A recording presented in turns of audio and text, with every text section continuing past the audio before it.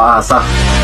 Ang galing sa umpisa magpakilala, pero pag ayaw na, kakalimutan ka na parang hindi ka kilala.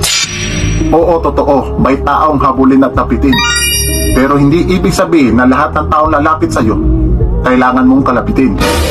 Hindi rin kasalanan naging habulin ka sa karamihan, pero sana wag nang harutin kung wala namang planong totohanin. Darating ang pagkakataon na isipan mo magugulo base sa mga bagay na pinararamdam sa'yo.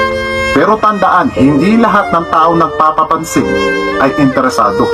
Baka naman kasi ang pagiging karinyoso at magalang sa'yo ay sadyang pag-uugali niya sa lahat ng tao.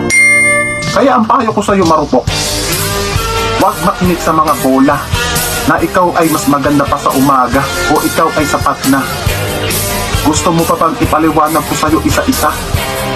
Sige, chat tayo.